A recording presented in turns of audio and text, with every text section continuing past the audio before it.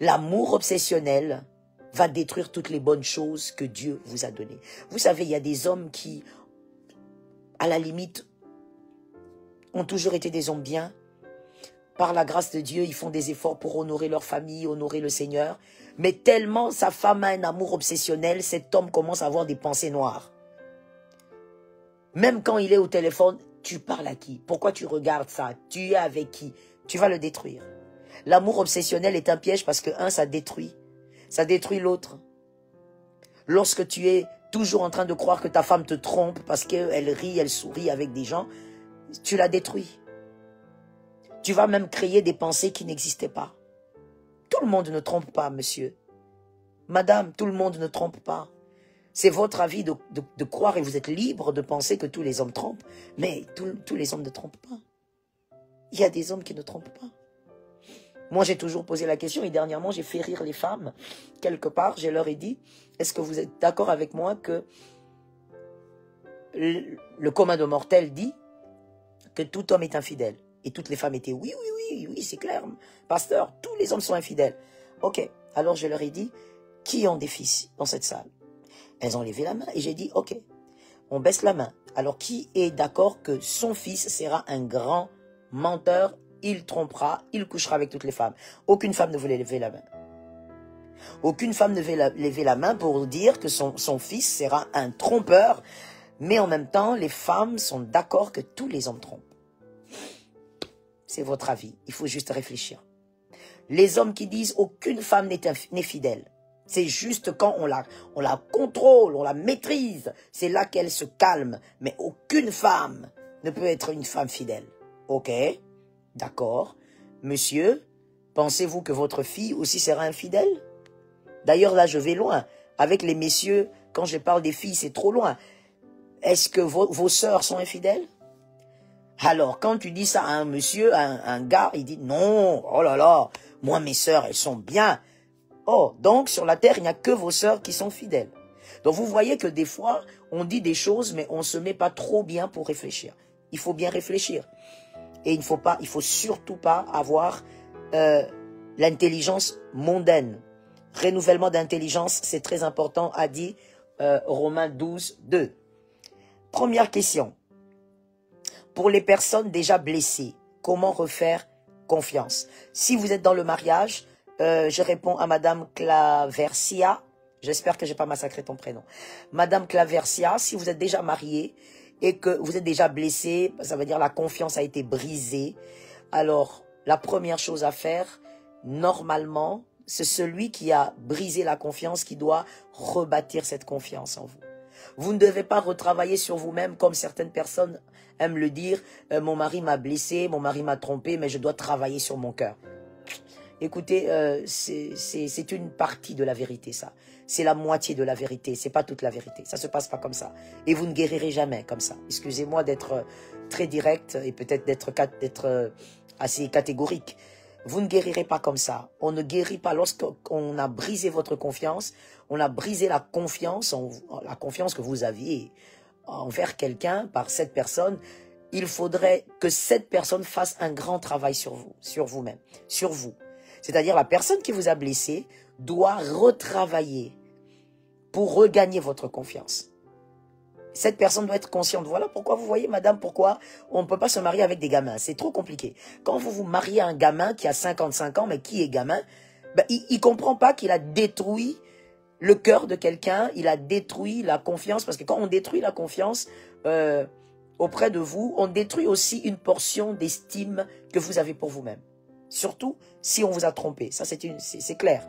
On a détruit une portion de vous.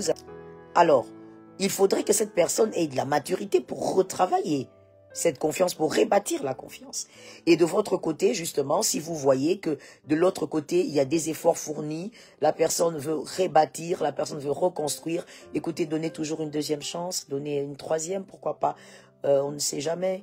Et il peut être dans cette situation pour plusieurs raisons, et surtout même certaines raisons spirituelles. Donc, redonnez-lui la chance si vous voyez que de l'autre côté, on a la volonté de rebâtir. Et quand, du moment où, de l'autre côté, on rebâtit la confiance en vous, vous aussi, commencez à travailler sur votre cœur. Parce qu'il y a des femmes, les hommes se sont battus pour reconquérir le cœur, la confiance, mais aïe, aïe, aïe, il y a des femmes qui sont comme des moellons. Des moellons, c'est-à-dire des grosses pierres, elles ne bougent pas. Il m'a trahi, c'est comme ça, c'est fini, il m'a trahi. C'est compliqué. Quand vous restez catégorique comme ça, en même temps, vous ne quittez pas cet homme, je ne sais pas quel type de mariage vous voulez avoir, madame. C'est trop compliqué. Donc, ce qu'il faut faire, c'est regarder d'abord qui est en face de vous. Est-ce que c'est quelqu'un qui est prêt à rebâtir ce qu'il a brisé et donnez-lui une chance et commencez à travailler sur votre cœur. Beaucoup, beaucoup, beaucoup de prières parce qu'il y a des choses que seul Christ rebâtit. Ah oui, je vous assure. Deuxième question, comment faire comprendre à l'autre que son amour est toxique car il n'a pas soigné ses traumatismes. Ah, madame, je pense que c'est une dame. Première chose, c'est à vous d'abord que je m'adresse. Hein. C'est-à-dire, vous avez d'abord péché, madame. Vous avez épousé un homme traumatisé qui n'avait pas guéri. Waouh! Vous avez pris un très gros risque. Et les conséquences sont là aujourd'hui. Lorsque quelqu'un est blessé, il doit d'abord guérir avant de se marier. Là, vous avez quelqu'un de traumatisé, madame. Vous n'allez pas l'aider à comprendre qu'il est dans un amour toxique, il ne va pas le comprendre. Parce que ce sont ces traumatismes qui créent toutes ces réactions-là. Donc, on rentre à la case du départ, il faudrait guérir son cœur à lui. Il ne faudrait pas lui dire que tu m'étouffes, tu es toxique. Tout ce que vous dites, au fait, c'est que vous ne comprenez pas, c'est que vous êtes en train d'enfoncer son traumatisme. Alors, arrêtez. Maintenant, vous devez revenir à la case du départ que vous aviez ratée il y a peut-être 15, 20 ans, avant le mariage. Vous devez l'aider à guérir. L'amener peut-être chez des psychologues, l'amener chez des hommes de Dieu, l'amener à l'église, mais il doit guérir. Et il doit vouloir guérir.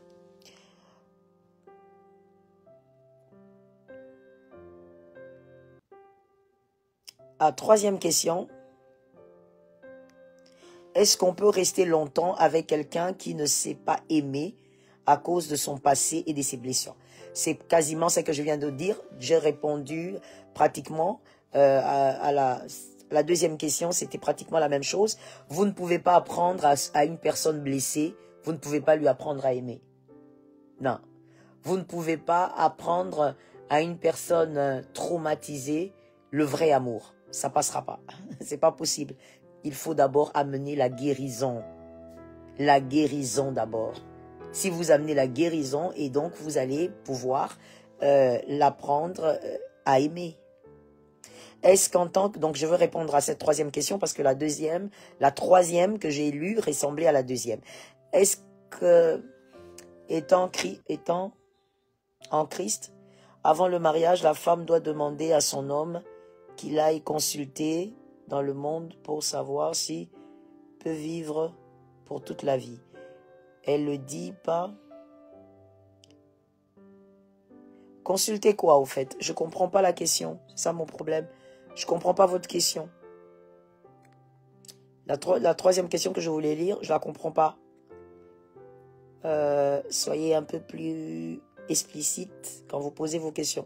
Je suis en train de chercher la troisième et la dernière pour compris.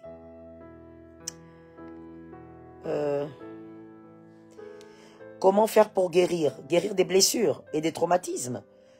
La première chose, c'est qu'il faut localiser le problème, c'est-à-dire savoir qu'est-ce qui vous a vraiment blessé, quelle était la chose qui vous a blessé, et commencer à travailler sur ce point de départ. Et faites-vous aider. Il faut absolument aussi se faire aider, ça c'est la deuxième chose. Il faut se faire aider, comme j'ai dit, par les hommes de Dieu en prière. Si vous sentez le besoin de voir un psychologue, faites-le, c'est pas un problème, c'est pas un péché non plus. Tout dépend de la profondeur de votre mal. Voilà.